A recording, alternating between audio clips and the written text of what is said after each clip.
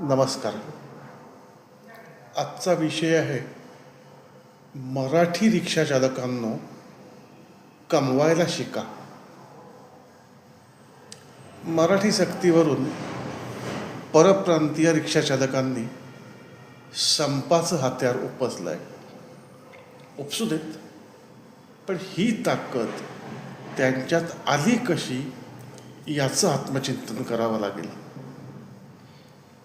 आम्ही बंद पाळला तर सर्वसामान्यांची अडचण होईल हा आत्मविश्वास या परप्रांतीय अमराठी रिक्षा चालकांकडे आलाच कसा याचा विचार कोण करणार. म्हणूनच सांगावंसं वाटतं की मराठी रिक्षा चालकांनो कमवायला शिका. मराठी रिक्षा चालकांवरून राजकारण करणाऱ्या मनसे आणि अन्य पक्षांनीही लक्षात घेतलं पाहिजे की आमच्या मराठी रिक्षा चालकांनी कामचुकारपणा टाळला पाहिजे.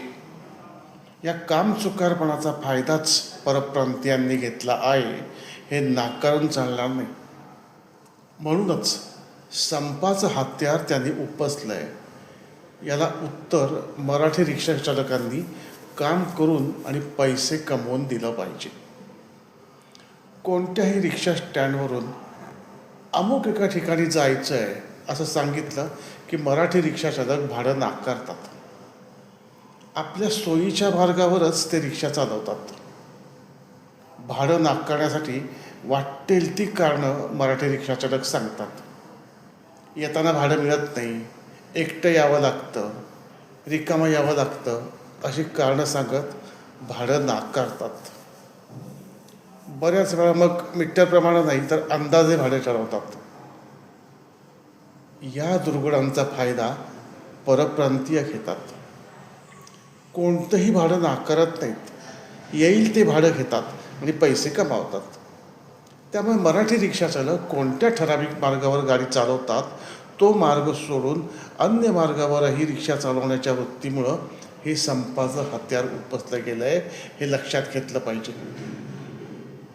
कित्येक मराठी रिक्षा चालक आता जेवायला चाललं आहे, भाडं नको असं सांगून भाडं नाकारतात.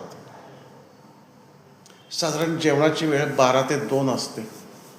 या काळात रिक्षा चालकांमध्ये परप्रांतीयांची संख्या मोठी दिसते.